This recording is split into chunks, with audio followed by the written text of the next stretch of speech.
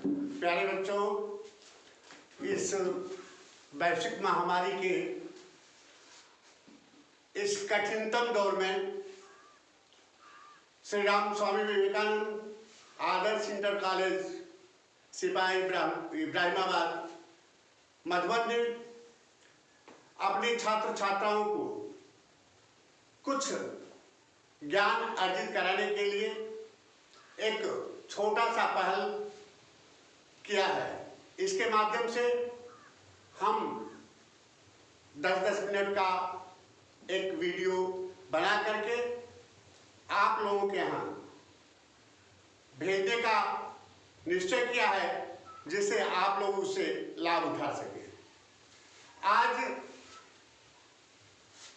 हिंदी के माध्यम से हम आपको समाज के बारे में कुछ ज्ञान उपलब्ध कराने की कोशिश कर रहे हैं।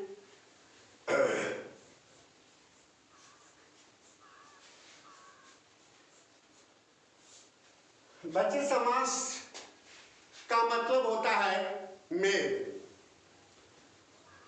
अर्थात इसको हम ऐसे समझे कि दो या दो से अधिक शब्दों के मेल से बने हुए सार्थक शब्दों को हम समास कहते हैं। वैसे ऐसे भी हम समझ सकते हैं, समाज सम धन आस मिल करके ये समाज शब्द बनता है। सम का मतलब होता है पास,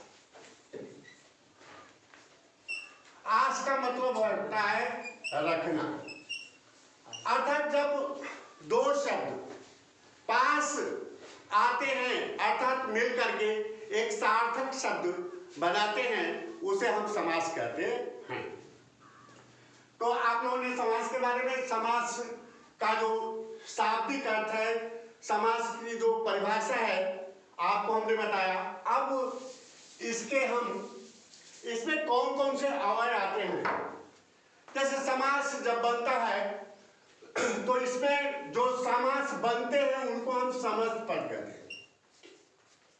समस्त पद, इसी को समासिक पद भी कहते हैं।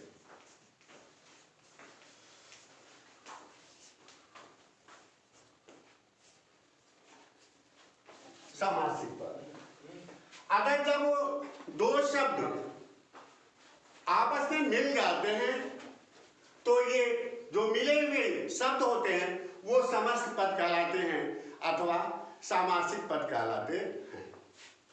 और जब इनको अलग अलग किया जाता है तो उसको हम समास विग्रह कहते हैं।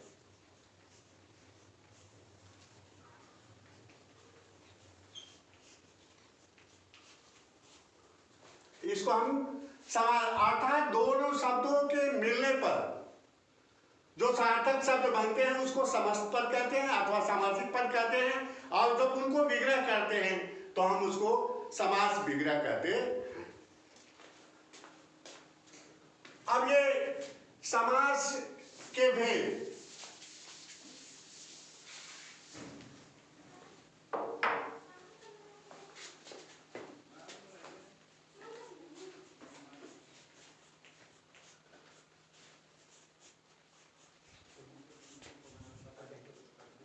समास के भेद, समास 6 प्रकार के होते हैं। समास 6 प्रकार के होते हैं। जैसे पहला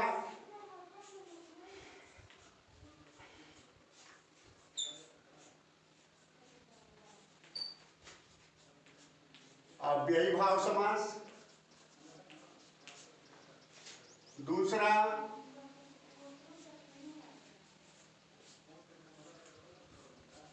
तत्पुरुष समास, तीसरा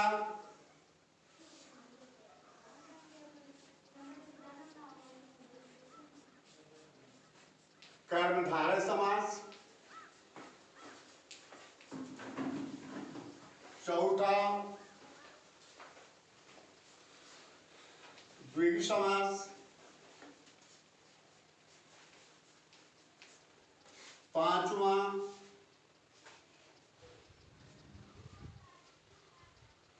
द्वंद्व समास, और छठा है बहुव्रीहि समास।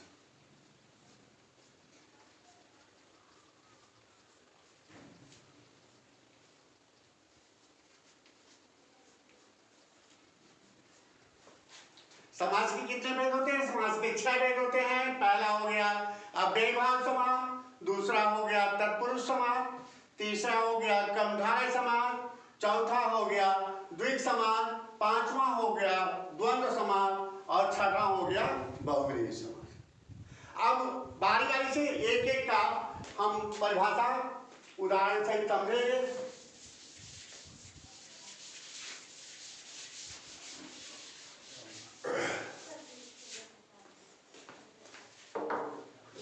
अव्ययीभाव समास, ये शब्द के अर्थ से ही हम समझ सकते हैं कि अव्ययीभाव समास किसे कहते हैं। अ का मतलब होता है नहीं, व्यय का मतलब होता है खर्च, मतलब जो खर्च ना हो, जिसमें कोई परिवर्तन ना हो, जो जैसा का तैसा बना रहे, उसे हम कहते हैं अव्ययीभाव समास। परिभाषा है जिसका पूर्व पद अव्यय हो उसे हम अव्ययीभाव समास कहते हैं। जिसका पहला पद अव्यय हो उसे हम पूर्व पद अव्यय हो उसे हम अव्ययीभाव समास कहते हैं। एक चीज और आपको समझने वाली चीज है, जैसे आप उपसर्ग जानते हो, आप उपसर्ग पढ़े हो, तो जितने उपसर्ग से बने हुए शब्द होते हैं वो अव्ययीभाव समास कहलाते हैं। जो उपसर्ग युक्त शब्द होते हैं, जो सार्थक शब्द होते हैं, वो अव्ययीभाव समास होते हैं। और एक चीज और इसमें है, जैसे एक ही शब्द बार बार प्रयुक्त होता है, जैसे मान लीजिए शनै शनै आता है, धीरे धीरे आ गया, हाथों हाथ आ गया, तो ऐसे शब्द भी अव्ययीभाव समास कहलाते हैं। बस इतना आपको ध्यान देना है, जिसका पूर्व पद अव्यय हो,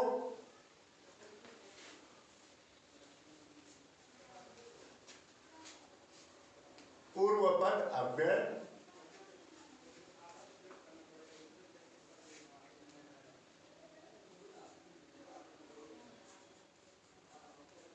उपसर्ग से बने शब्द,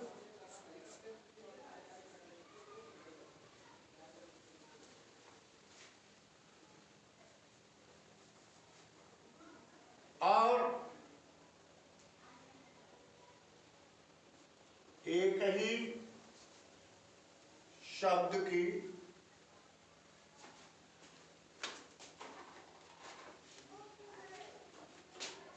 आवृत्ति। अब हम एक एक का क्रम से हम देखते हैं। जैसे पूर्व पद जिसका अव्यय हो उसे हम अव्ययीभाव समास कहते हैं। जैसे आजन्म शब्द एक आता है, आजन्म,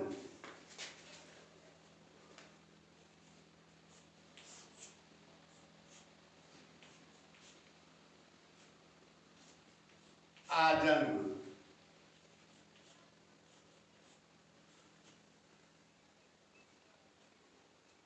यथाशक्ति, प्रतिदिन,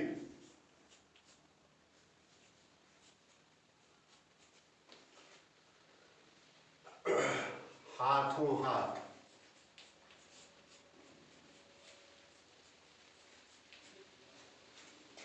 तो अब जैसे मान लीजिए यथाशक्ति है, इसका पहला पद अव्यय है, यथा कभी परिवर्तित नहीं होता है, चाहे जिस लिंग में हो, जहां भी हो, यथा यथा ही रहता है, तो यथाशक्ति क्या है, इसका पूर्व पद अव्यय है, इसलिए अव्ययीभाव समास है। प्रतिदिन, प्रति जो है अव्यय शब्द है और ये कभी परिवर्तित नहीं होता है, इसलिए प्रतिदिन क्या है, अव्ययीभाव समास है। आजन्म, आ उपसर्ग है, जन्म है और उसमें आ उपसर्ग जुटा हुआ है, आजन्म है, तो यह उपसर्ग से बना हुआ शब्द है, इसलिए यह भी क्या है, अव्ययीभाव समास है। हाथों हाथ एक ही शब्द है, हाथ हाथ, हाथों हाथ का मतलब हाथ हाथ है, तो एक ही शब्द हाथ है और इसकी पुनरावृत्ति हो गई है, इसलिए भी क्या है, अव्ययी भाव समास है। ऐसे भी जैसे बार बार आता है, बार बार अव्ययी भाव समास, ठीक, शनैः शनैः क्या है, अव्ययी भाव समास। तो अव्ययी भाव समास में ये आप समझ लीजिए, जिसका पहला पद पूर्व पद अव्यय हो, जो उपसर्ग से बना हुआ शब्द हो, और जहां एक ही शब्द की आवृत्ति हो, है, वहां पर अव्ययी भाव समास होता है। बस आपको मतलब ध्यान देना है कि जिसका पूर्व पद प्रधान होता है उसे हम अव्ययी भाव समास कहते हैं। जिसका पहला पद अव्यय होता, उपसर्ग होता है अथवा अव्यय होता है, उसे हम अव्ययी भाव समास कहते हैं। ठीक, अब दूसरा नंबर,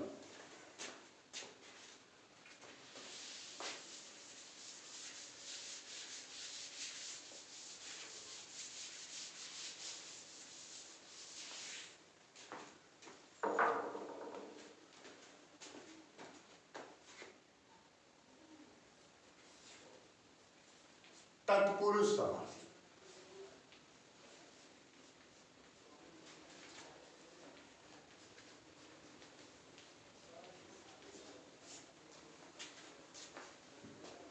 तत्पुरुष समास में जिसका उत्तर पद प्रधान होता है उसे हम तत्पुरुष समास कहते हैं।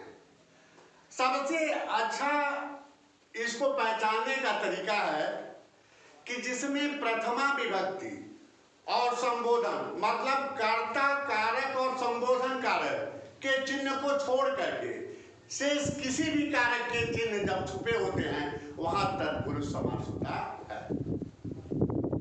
कर्ता कारक और संबोधन कारक, दो कारक के चिन्हों को छोड़ करके शेष जितने भी कारक हैं उनके चिन्हों का जहां लोप होता है वहां तत्पुरुष समास होता है। जैसे कर्ता कारक को आप छोड़ देंगे तो दूसरा नंबर आता है कर्म कारक। तो जिसमें कर्म कारक का चिन्ह छुपा होता है उसे कर्म तत्पुरुष कहते हैं।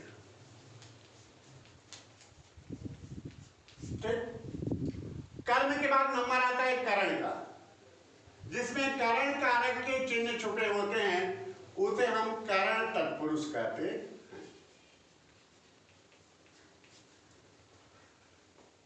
और तीसरा नंबर इसका आता है संप्रदान,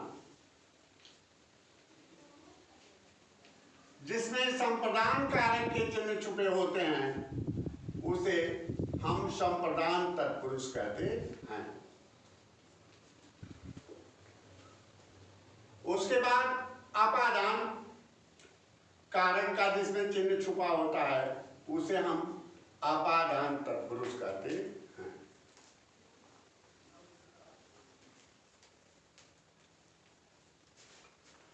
जिसमें संबंध कारक का चिन्ह छुपा होता है उसे हम संबंध तत्पुरुष कहते हैं। उसके बाद जिसमें अधिकरण कारक का चिन्ह छुपा होता है उसे हम अधिकरण तत्पुरुष कहते हैं।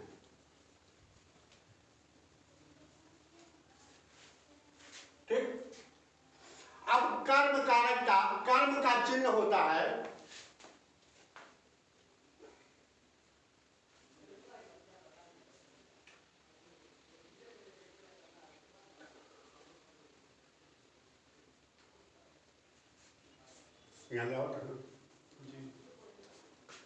कर्म कारक का चिन्ह होता है को।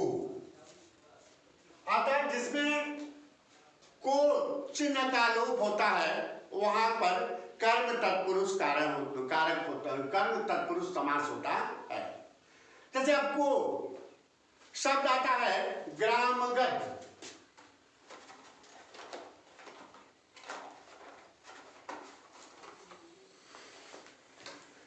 इसमें शब्द मान लीजिए आ गया ग्रामगत।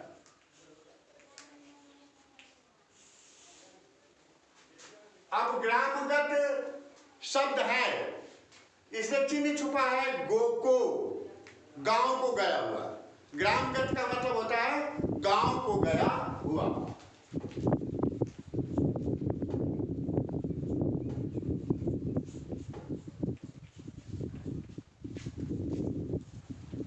गांव को गया हुआ, अर्थात कौन सा चिन्ह छुपा हुआ है? को।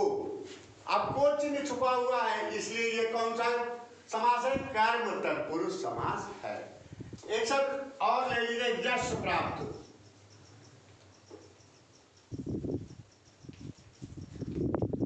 यश प्राप्त, इसका अर्थ होता है यश को प्राप्त।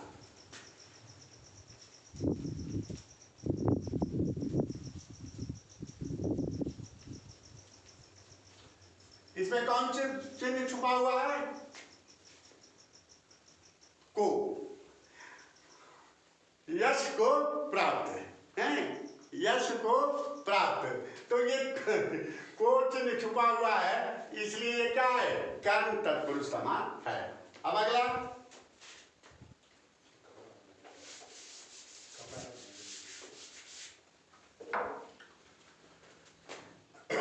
कारण। कारण कारक का चिन्ह है से, के द्वारा, इसका ये चिन्ह है। मतलब जिस शब्द के बीच में से का चिन्ह छुपा हो या के द्वारा का चिन्ह छुपा हो, जहां पर से चिन्ह छुपा हो अथवा के द्वारा चिन्ह छुपा हुआ हो, तो वहां पर कारण तत्पुरुष होता है। जैसे मान लीजिए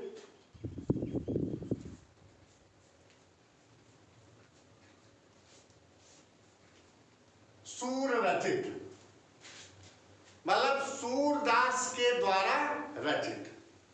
इसका मतलब क्या हुआ? सूरदास के द्वारा रचित।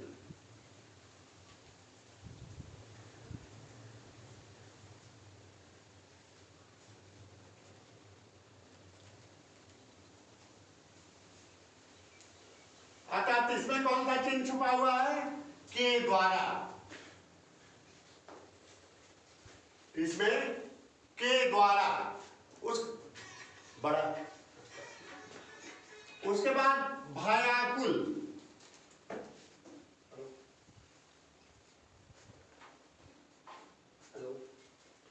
भयाकुल। अब इसमें से चिन्ह छुपा हुआ है, भय से आकुल। इसका अर्थ हुआ भय से आकुल।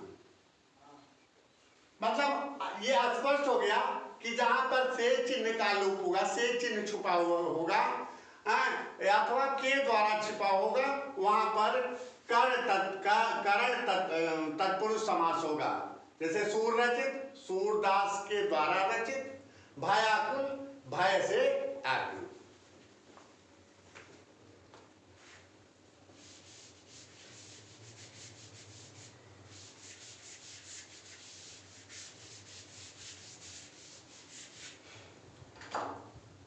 इसके बाद संप्रदान तत्पुरुष, ये संप्रदान कारक का चिन्ह होता है। संप्रदान कारक का चिन्ह होता है के लिए।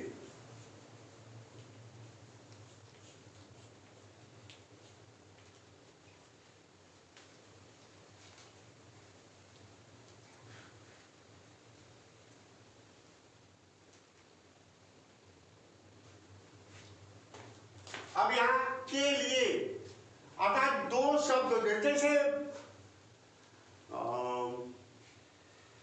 पाठशाला है, पाठशाला। पाठशाला का मतलब होता है पढ़ने के लिए शाला है, माने पढ़ने का जो घर है उसे हम पाठशाला कहते हैं। तो जिस काम के लिए है, तो किस चीज के लिए है? पढ़ने के लिए है। तो पाठशाला में कौन सा चिन्ह छुप गया? के लिए।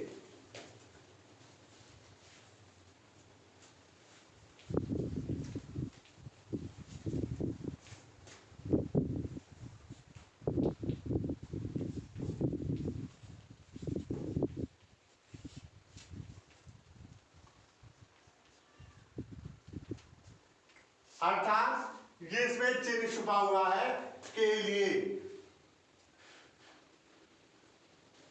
उसके बाद प्रयोगशाला। प्रयोगशाला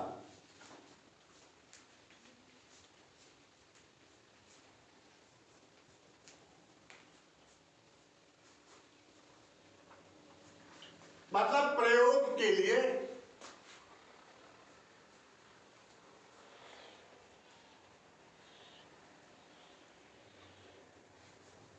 अर्थात इसमें भी चिन्ह कौन सा छुपा हुआ है?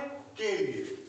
तो जहां पर के लिए चिन्ह छुपा हो वहां पर आप समझ जाइए कि वो संप्रदान तत्पुरुष है। ध्यान पहले बस दिमाग में ये बैठा रहे कि जहां पर कर्म कारक का चिन्ह, करण कारक का चिन्ह, संप्रदान कारक का चिन्ह, अपादान कारक का चिन्ह, संबंध कारक का चिन्ह अथवा अधिकरण कारक का चिन्ह छुपा होता है, वहां पर तत्पुरुष समास होता है। बस नामकरण जिसका चिन्ह छुपा हुआ है उसके नाम के आगे, वो तत्पुरुष के आगे उसका नाम जोड़ देते हैं।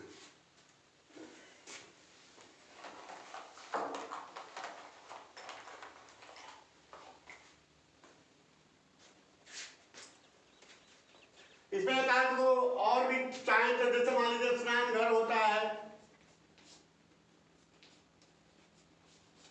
स्नान घर मतलब स्नान करने के लिए घर, दवा घर दवा के लिए घर। तो जहां पर मतलब समझ जाए कि जब उसको अलग करें, हम अलग करते समय के लिए शब्द जोड़ना पड़े तो समझ जाइए कि वो संप्रदान तत्पुरुष समास होता है।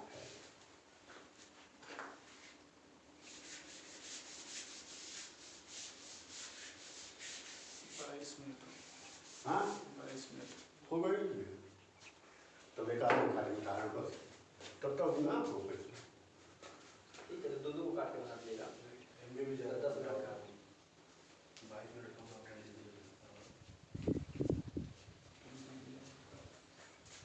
अब आपादान, आपादान का चिन्ह होता है से। अब ध्यान है उधर करण कारक में भी चिन्ह होता है से और के द्वारा, अपादान में भी अपादान में होता है से, लेकिन जहां अलगाव हो, जहां अलग होने का अर्थ व्यक्त करे वहां पर अपादान तत्पुरुष होता है। जैसे मान लीजिए वृक्ष पतित,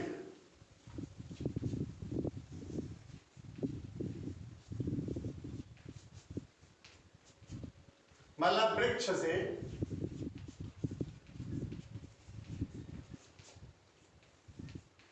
गिरा, यहां पर से चिन्ह है और अलगाव, क्योंकि वो वृक्ष से क्या हो रहा है? अलग हो गया है, इसलिए यहां पर अपादान कारक होता है। अगला है संबंध तत्पुरुष। तो संबंध कारक, इसका चिन्ह होता है का, के, की, रारेरी, नारेरी, ऐसे चिन्ह होता है। तो अब यहां पर जो होता है, जैसे आपने तत्पुरुष समास का परिभाषा ही पढ़ लिया था कि जिसका उत्तर पद प्रधान होता है वहां पर तत्पुरुष समास होता है। जैसे मान लीजिए राजपुत्र,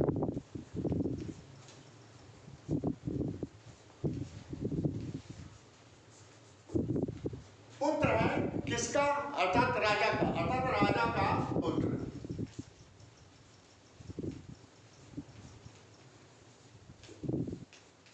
पुत्र, तो जहां पर संबंध कारक के चिन्ह छुपे होते हैं वहां पर वो संबंध तत्पुरुष समास होता है। अर्थात राजपुत्र में वो चिन्ह छुपा हुआ है का, इसलिए ये संबंध तत्पुरुष समास होता है।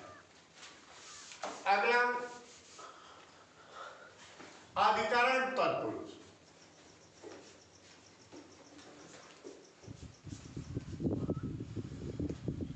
इसका चिन्ह होता है में और पर। अतः जहां में चिन्ह छुपा होता है अथवा पर चिन्ह छुपा होता है वहां पर अधिकरण तत्पुरुष समास होता है। जैसे कार्य कुशल,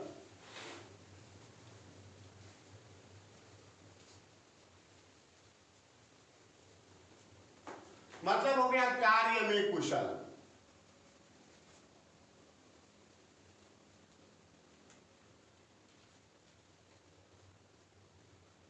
कार्य में कुशल, यहां पर में चिन्ह छुपा हुआ है, इसलिए यह अधिकरण तत्पुरुष समास है। आगे पता है किधर? बता दी, खत्म कर दी। अच्छा, तत्पुरुष से लंबा है बाकी तो।